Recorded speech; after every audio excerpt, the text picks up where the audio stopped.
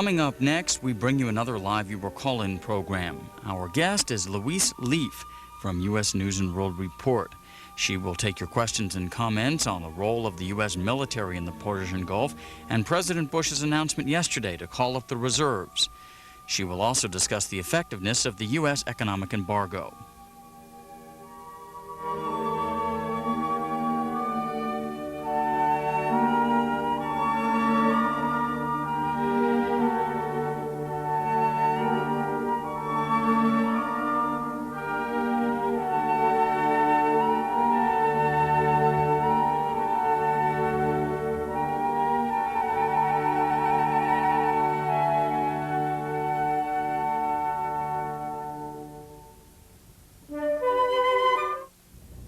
Louise Lief of U.S. News and World Report. It has been 3 weeks ago today actually, since the invasion of Kuwait by Iraq.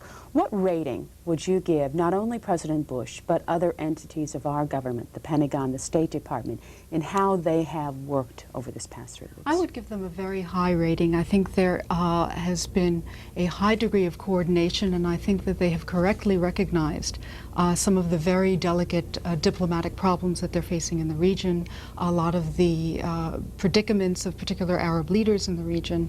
I think they've moved quickly and in a very impressive way with the airlift to Saudi Arabia, with moving our troops there. So I would give them a high rating so far.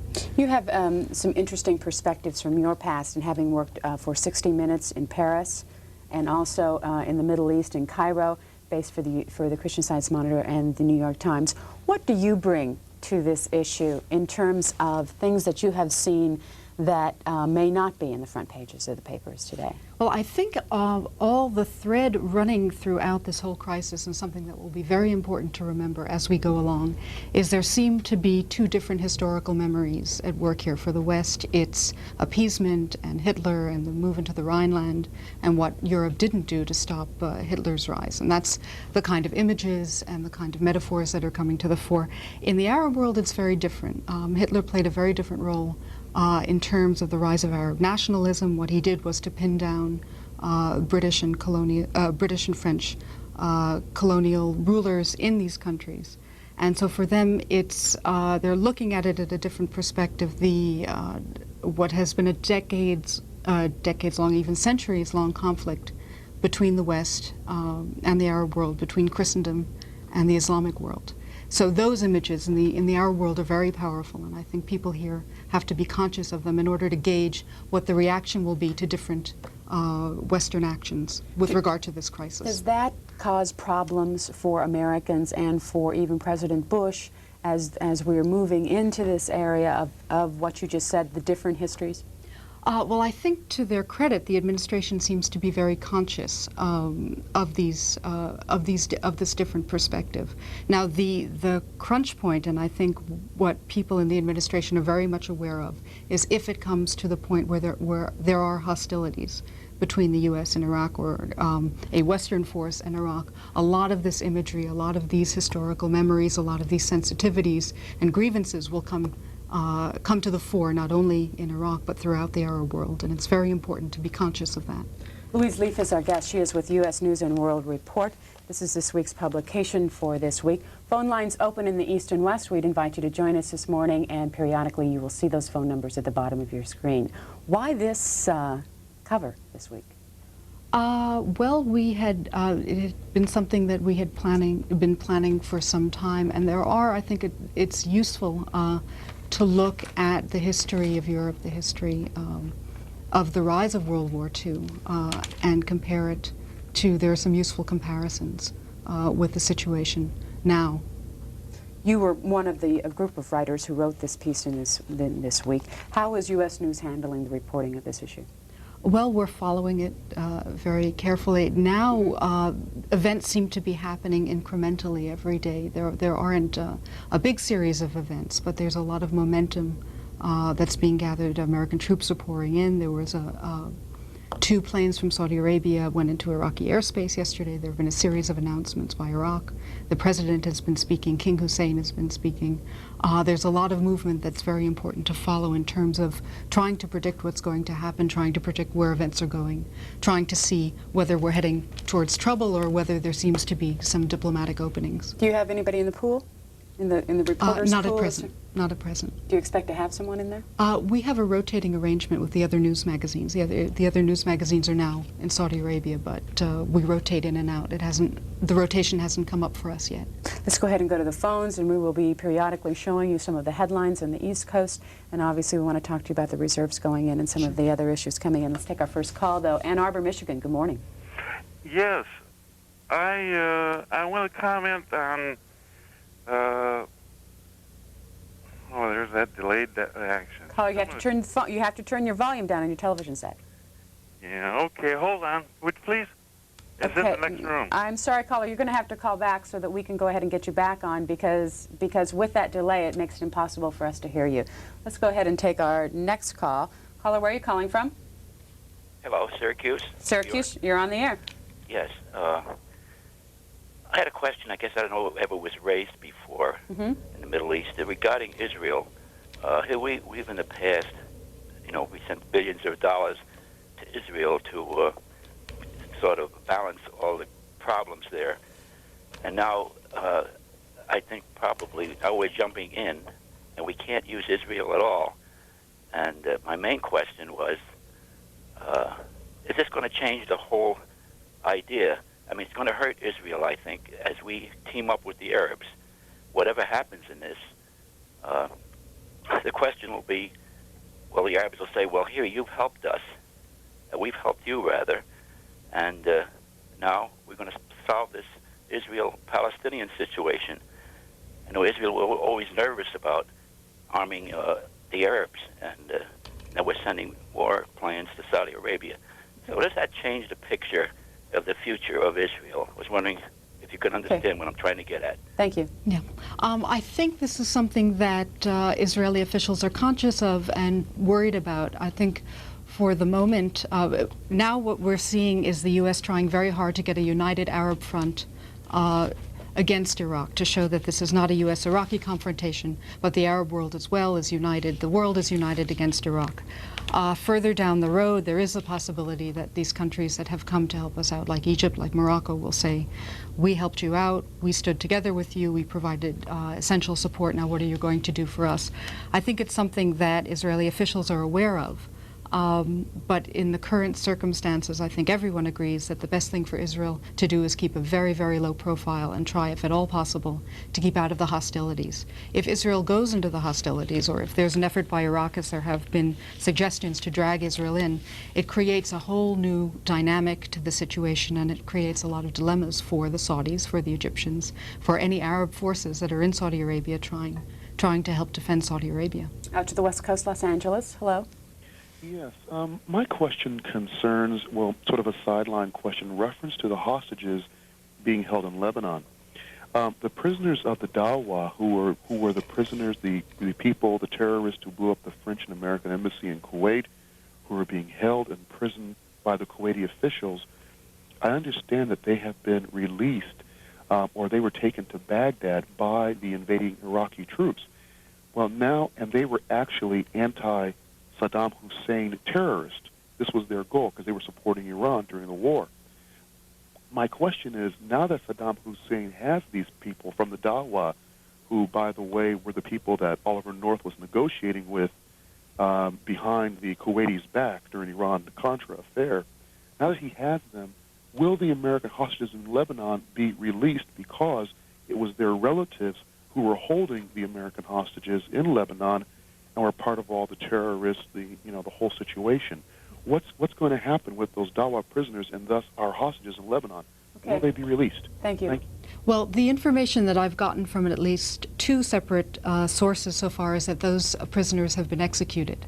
I'm still trying to get a definitive confirmation, but if they have indeed been executed, and that's the information that I'm getting from various sources, that adds a whole new dynamic. As long as they were alive, and they're bitter, bitter enemies of Saddam Hussein. As long as they were alive, it was the potential that they could be used in a bargain, or if they are still alive, in a bargain with the Hezbollah groups in Lebanon, with the groups very anxious to get their release.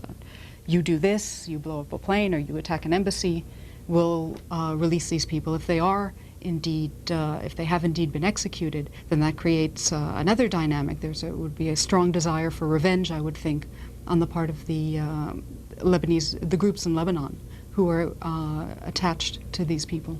Omaha, you're next with Louise Lief. Yeah, good morning, Connie. Good morning. Good morning, Louise. Good morning. I have just a couple of observations that I'd like to make. It seems not too many people really understand how the Middle East situation works. I was surprised and yet really frightened to see many of our young boys who are going there have never really heard of Iraq before. My analysis of this seems to me that the Israeli government, in its pursuing enlargement of the so-called great state of Israel, they are under the pressure to bring more Jewish. There are about 2 million Soviet Jews that's supposed to be coming and living in the West Bank. Where are they going to live? It seems to me that this is just one of the new options that's going to change the map of the Middle East. The other observation that I have, I don't understand why when we are only getting 11% of our oil from the Middle East, including Saudi Arabia, what's all this big fuss about sending 200,000 troops there? Okay. Thanks, Carla. We'll let you go with that because we have a lot of people trying to get on the line. Okay. First, I'll start with your last point on the oil. It's true that we may be getting a smaller percentage than other countries, but what the administration was afraid of, and what seemed a possibility several weeks ago, was that Saddam Hussein moving into Kuwait gave him control over 20% of the world's oil. If he moved into Saudi Arabia, that would be 50%. You would have, in effect, one man with tremendous leverage over world economies. And is that acceptable to economies around the world, not only Western industrialized nations, but third world countries who are oil consumers? And are the methods that he was using to get control of those oil resources, it sets a very, very bad precedent in the future. On the Soviet Jews in Israel, that has been a point of tension over the past year. It's been very important. It's contributed to a sense of frustration in the Arab world about the inability of Arab governments to do anything about the Soviet emigration. But the immediate trigger to the current crisis was the Iraqi invasion of Kuwait, which had which had absolutely nothing to do with the Soviet Jewish emigration. Stuttgart, Germany. Hello. Yes, good morning. I'm curious as to the Secretary of State's role. He doesn't seem to play a big one in this whole situation. Why is Mr. Cheney's role so much bigger? And in relation to the hostages, what happened to U.S. intelligence on this? In terms of the Secretary of State, he's on vacation now in Wyoming, but in constant contact with Washington. I think there is a concern by the administration. President Bush is in Kennebunkport, he's in Wyoming, to show or to give the appearance of a semblance of normalcy, that we're not in a crisis mode, that we're under control. But the Secretary of State has been in constant touch with the Soviets. He's had repeated conversations, and with other foreign ministers, so he has been a player.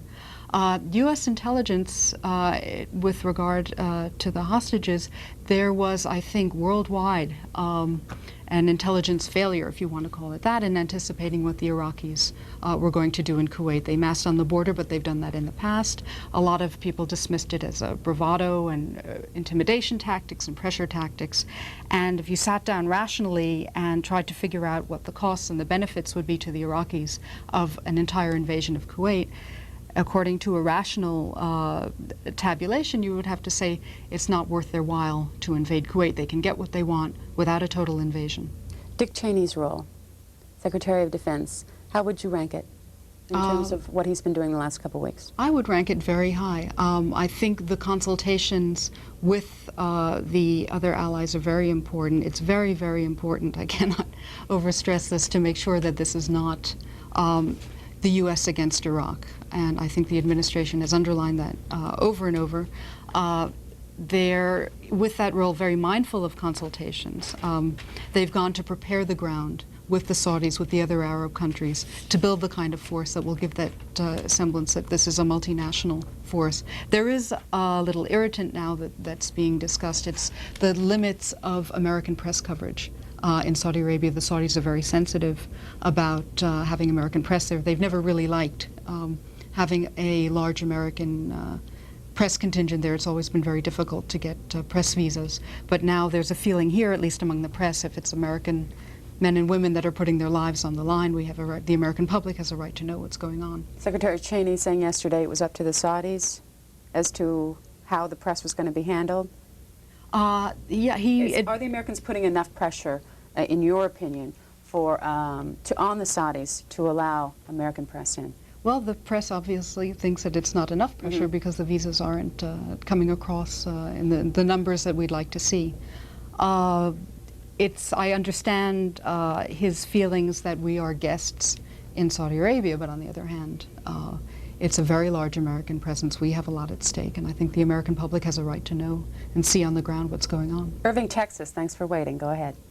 Good morning. Good morning. Mrs. Lief, I really don't know where you stand yourself, but I've been monitoring world news, U.S. World News report, and I have noticed for the last 6 months it has been really the major newspaper involved in smear campaign against Iraq.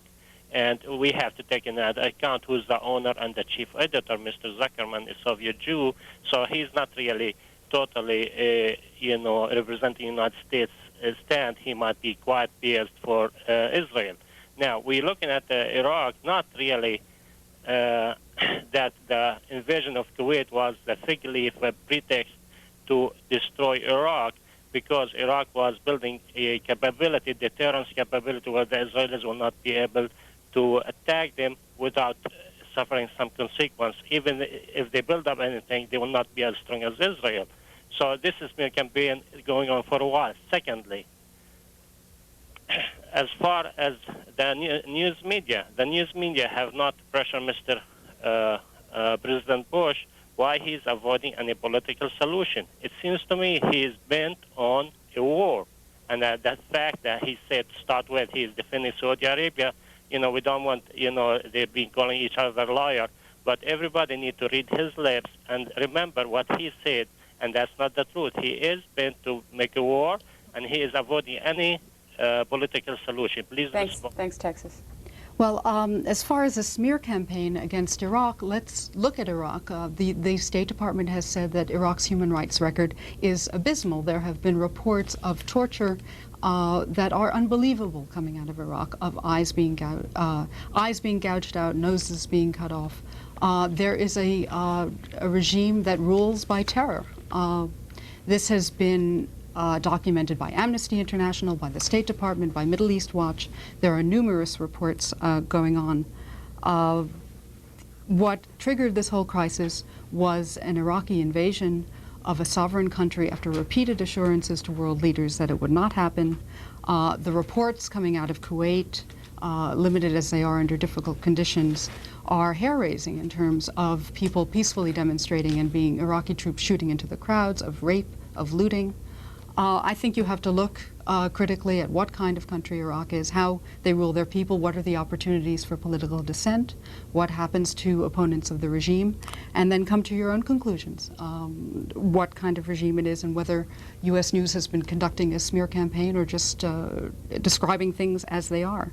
I think President Bush is trying everything possible to have a political solution to this crisis. One of the problems is that Iraq says that the withdrawal of Iraqi troops from Kuwait is non-negotiable.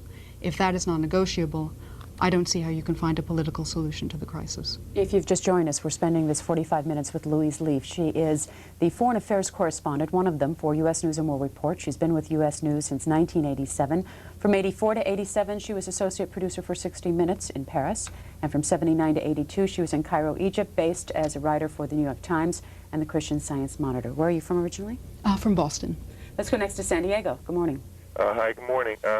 I've been saving these questions up for a while. If you could just make a note of these four little points here and, answer them. First of all, was my opinion that Bush could have used words first and maybe a little show of force, saying, "Well, we'll defend Saudi Arabia if you attack," and that would have probably made Hussein stop and hesitate, and then we could have had a chance to get our people out. That's point one. The second point is that I feel we should hold the Arabs up, the friendly Arabs, to insist they put a little more democracy in because we're defending them. The third point is, the Iraqis and their allies keep making the point that, Israel out of Palestine is equivalent to him out of Kuwait, and the difference obviously is Israel was attacked.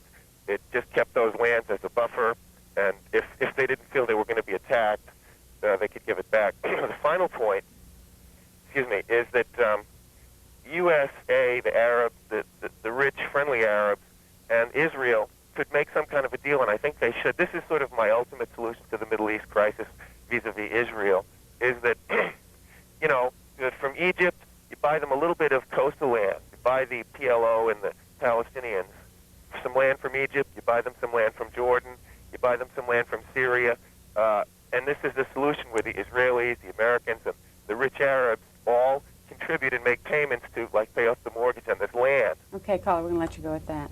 Well, I'll start with your first point. On President Bush, with words first, as you have to look at the background to the crisis. After giving repeated assurances to everyone that he was not going to invade Kuwait, President Saddam disregarded what he said, and Saddam Hussein, and went into Kuwait. Then he was massing his forces in a threatening manner in Saudi Arabia.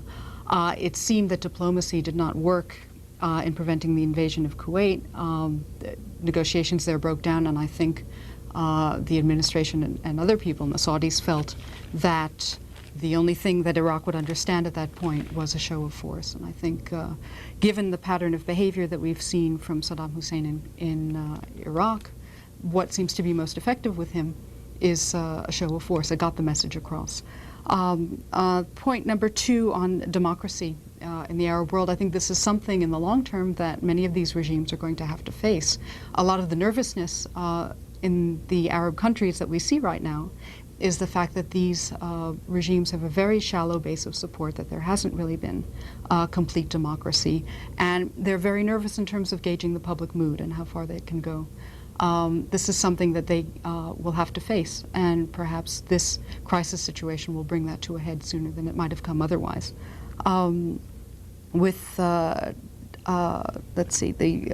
The final point regarding the deal that could be made, the land this deal. Has been something that has eluded a solution to the Israeli-Arab conflict, is something that has been eluded every sort of formula for the past 42 years now. People have been plugging away at it. I don't think it's a little more complicated than simply buying land and paying off mortgages. There are ideas of sovereignty, who has a historical right to this land, that kind of thing. It's been a problem that has stymied the best minds and the best policymakers for 4 decades now, and I think they'll just keep have to keep working at it. And events in the Middle East change the dynamic there, so new factors come in all the time. Tulsa, thanks for waiting. Go ahead. Yes, I'd like to identify myself as a black Afro-American, and the news media and Newsweek and Time Magazine and New York Times and a great many newspapers that we look at are putting forth the picture of the black man being 100% behind George Bush. There are millions of us who are diametrically opposed to him.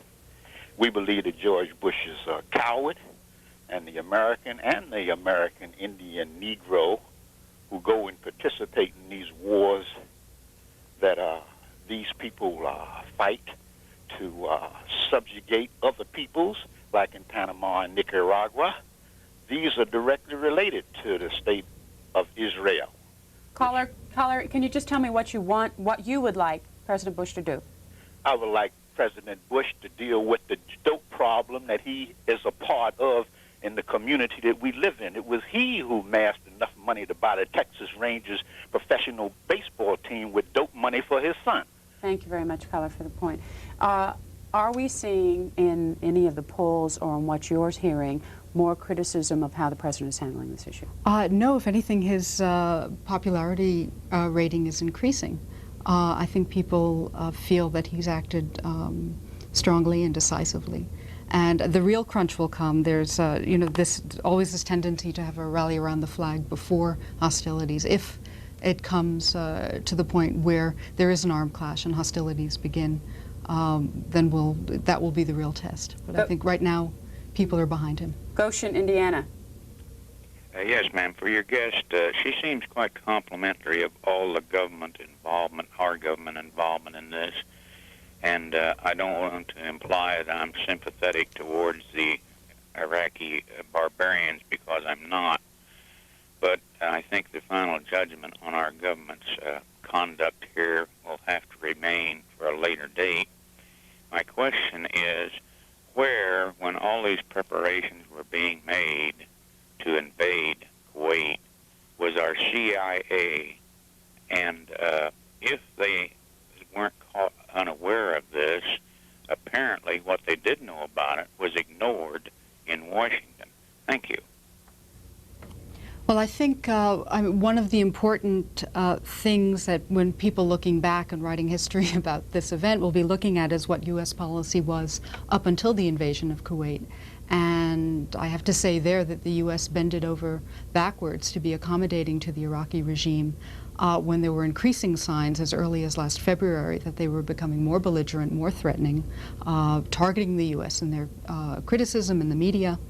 And these signs were overlooked. There was a call in the early spring by Iraq in front of the Arab Cooperation Council, which is a group of Arab nations of which Iraq is a member, for the U.S. to go out of the Gulf. There was the execution of Farzad Barzaft, the British journalist. There was an execution of a Swedish journalist. There was a threat to burn half of Israel. And the State Department's line up until August 2nd was still that it's possible, by talking with the Iraqis, by dialoguing with them, to get them to pursue a more moderate line, when the evidence was the opposite, that the line was becoming more and more belligerent, and that this diplomatic attempt to reach out to the Iraqis was not working. As you follow this issue, you may be interested in some programs we have coming up later today on this Thursday. Coming up at 3 p.m. Eastern Time, we'll have a live call-in program with some representatives of the Reserve Officers Association. We'll be talking about the reserves being called up in the Persian Gulf.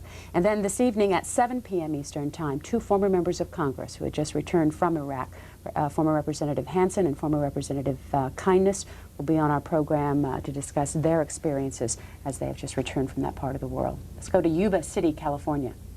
Yes, good morning. Good morning. I have a question relating to the embassy over in Kuwait there. From what I understand from watching CNN News there, that they've been ordered to shut it down. And from what I understand also, that the United States is just going to leave key personnel there. Question for you, Louise, is what kind of response do you think that the United States is going to take if Iraq decides to take those key officials hostage? Thank you. I think that is going to be a very crucial pressure point, in the breaking point, perhaps, in the coming 48 hours. If Iraq storms these embassies in Kuwait and takes the diplomats, not only of the U.S. but of the other Western countries, prisoner, that could unleash hostilities. I would think that the administration would be under tremendous pressure to do something, not simply to stand by. So that is one of the crucial breaking points that we're coming up to. USA Today has a short piece today in their newsmakers section on this woman, April Glaspie, our ambassador to Iraq, who happened to be in London on vacation during the time of the invasion and therefore came back to the United States. President Bush did not send her back into that part of the country. Has it been found, this is a 1988 photograph of her, has it been found unusual that she did not return back to Baghdad in order to resume her duties, and instead her charge met with Saddam Hussein?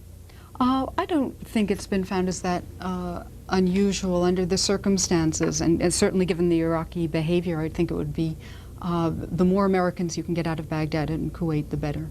Let's go to Netchworth, England. Good morning. Good afternoon to you.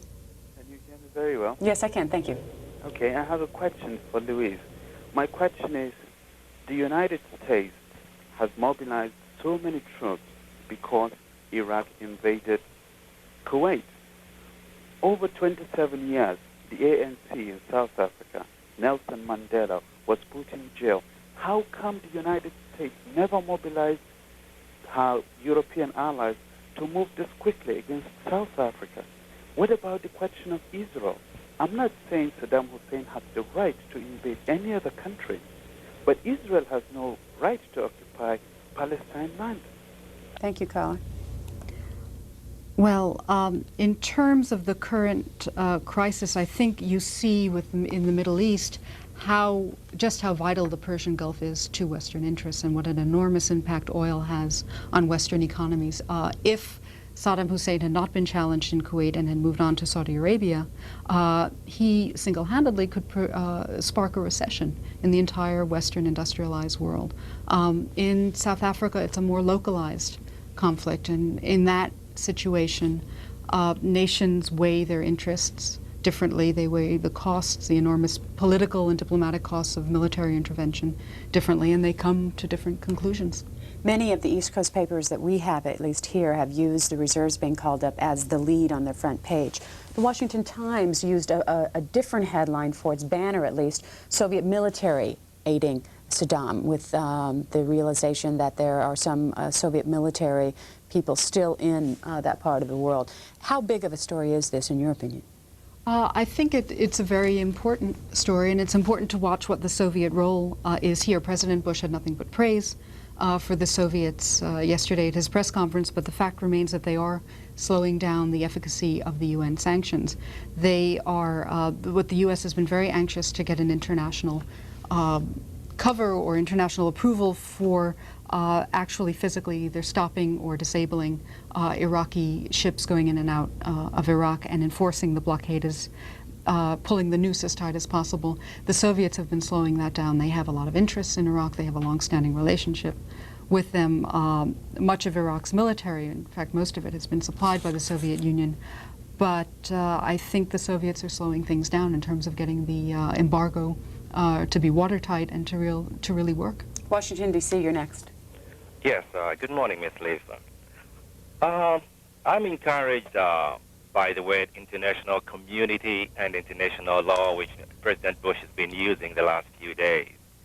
But coming back to international law, United States, a few years ago when they put mines around the Nicaraguan ports and it was condemned by the International Court, the United States refused to recognize that decision, number one. Number two,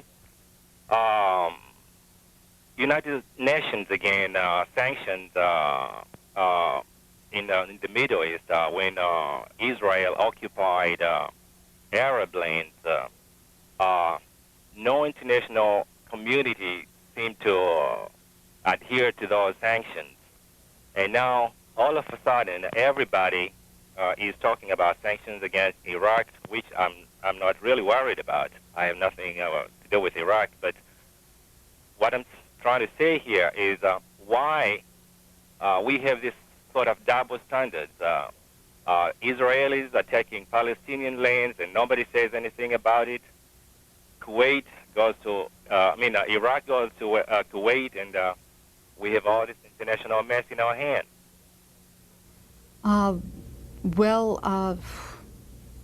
I'm not quite sure what the... Do we have a double standard here with the way that we treat Israel and that part of the Middle East versus the way that we've handled the Iraq? Okay.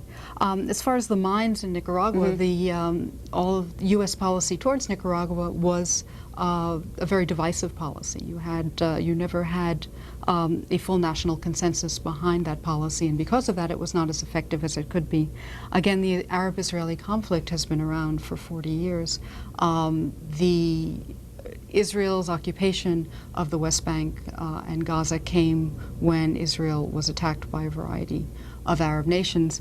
That doesn't mean that there shouldn't be a just solution to the Palestinian problem, but it's something that has been around for a long time. I don't think that should mask the current problem that was started by Iraq's invasion of another Arab country that had absolutely nothing to do with the Israeli-Palestinian problem. Reinhardt, Germany. Hello. Yes, I'm glad the last caller got in portion of my question. Your guest continues to evade questions regarding Israel, and it's amazing to me how many pro-Israeli people that work in the media. Earlier, she mentioned a comment that I'm sure reporters regard themselves as being fair and accurate. Again, she slandered Iraqi, talking about their policy of scorching Israel, when she knows well that Iraqi emphatically stated that if Israel used nuclear weapons, then they would retaliate with their chemical weapons. Also, regarding the problem on the West Bank and Gaza, she continues to say that this problem has been around decades. Israel is stronger than it's ever been. There is no Arab nation in the region that is a threat to Israel. There is no reason Israel should fear anyone in that area, and Palestinians deserve a homeland. Thank you, caller. Any reaction? Yeah, well, I think I would disagree with the statement that there is no Arab nation that is a threat to Israel, because many Arab nations, with the exception of Egypt, have called repeatedly for the destruction of the State of Israel. The Palestinian problem is a very important problem, and there should be a just solution to it, and there have been proposals on territorial compromise. And that has been something that's been around for a long time, but the reason American men and women are in Saudi Arabia, and the reason the world is mobilized, and the reason there's a blockade, and the reason there have been unanimous UN sanctions against Iraq is because of Iraq's invasion of an Arab neighbor, of an Arab nation whose territory it claims as its own, which has absolutely nothing to do with the Arab-Israeli conflict. Ellenhurst, New Jersey. Good morning. Good morning. I'd like to comment on two items that have been brought up in the press. One was, and I'd like you to respond if you could to them. Mr. Novak did not respond to the foreign minister properly when he accused the United States of imprisoning Japanese during World War II. The fact was that the Japanese were incarcerated only after war had been declared and Pearl Harbor had been obliterated. There had been no answers by the press addressing those allegations by Saddam Hussein. Secondly, and there was a state of war between Japan and the United States before America did that. And your second point, caller? The second point is that it amazes me the ignorance of those people who call and who address they use the term occupied with regard to the areas that the Israeli government has now under their control. Imagine if they were not so-called occupied, and they would have a direct route through the Golan, through King Hussein's Jordan, which was set up by the British after World War II and after belligerent aggression by 14 Arab states against the State of Israel. That seems to have been forgotten by the public. It is not mentioned, and it is not addressed. First point? Okay. On the hostages there and the Japanese during World War II, what Iraq is doing with the foreigners that are now trapped in Iraq and Kuwait is clearly against the Geneva Convention. You do not use civilians as human shields. You have to, even if there was a state of war which hasn't been declared, they have to clearly be kept away from military areas. I think the Iraqis are being very cynical in using the argument. I mean, the comparison is totally inaccurate with anything to do with the Japanese during World War II.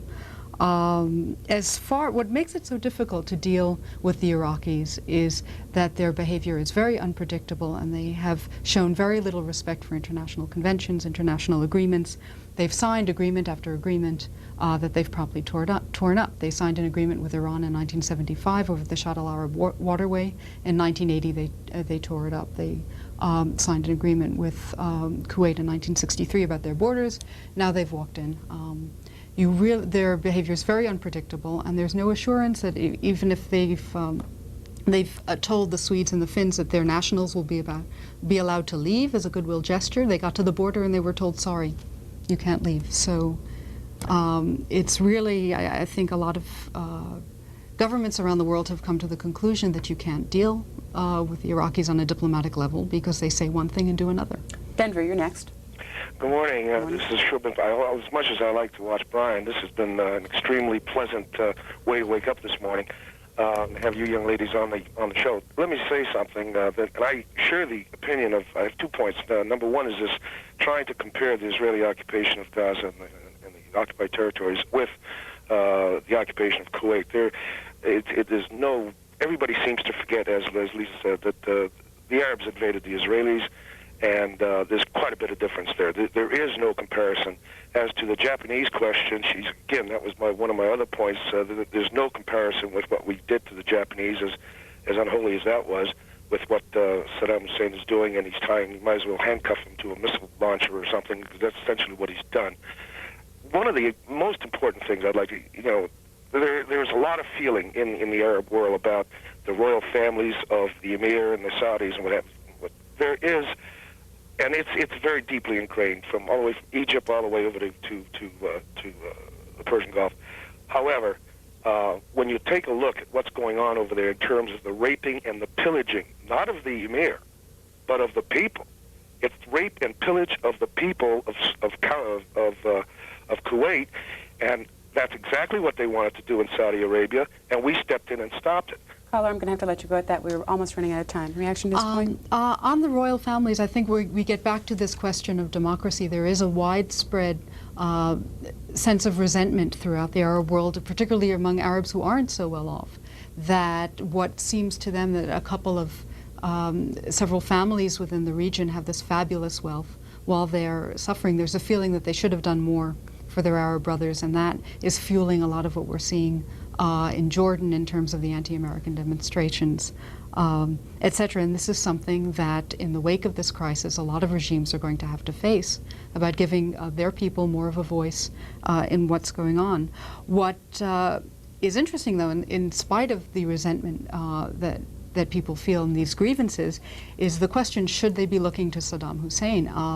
The Takriti clan, which is his clan from his home village of Takrit, are in all positions of power in Iraq. They have control over the wealth. So as much as he's been criticizing the emirs of Kuwait and the princes of Saudi Arabia, he should look to his own house and what his own family is doing. Excuse me, last call, Dominican Republic. Hello. Yes, good morning. Since this whole conflict began, I've been watching your program. And I've been noticing that a lot of people are trying to involve Israel into this conflict. And casually, like 2 summers ago, I visited Israel. And I noticed that the Palestinians there they go to work, they have their own car, which is more than many Arabs can say in their own Arab states. So, all I want to say is that Israel has nothing to do in this conflict, but the Arabs have and have-nots are trying to I have a problem with the English, to involve Israel into this conflict, and they're just a little out of order. Okay, thanks, caller. Reaction? Well, I think it's important to remember that even though Palestinians in the West Bank and Gaza may be materially fairly well off compared to other parts of the Arab world, that there is a sense of grievance, that they have a right to have a homeland. And that has been the source of the conflict and will continue to be until a solution is found that everyone can live with. I think what everyone wants to avoid, at least here, the administration and in the Middle East and part of the Arab regimes that are cooperating with the U.S., is to keep Israel out of the conflict, because if Israel comes in, it creates a whole new set of problems for Arab regimes in Egypt, in Morocco, in Saudi Arabia, that they'd rather not deal with. They want to keep the attention focused on Iraq and what Iraq did to Kuwait and finding a solution to that. And then, when that's settled, turn to the Arab-Israeli conflict as a separate question. If you're watching us live on this Thursday morning, join us at 3 p.m. Eastern Time this afternoon, again at 7 p.m. Eastern Time tonight for more programs on the Persian Gulf issue. Our guest for the past 45 minutes, Louise Lief. She's Foreign Affairs Correspondent for U.S. News and World Report. Thanks for joining us. Thank you. We will sit here for just a second.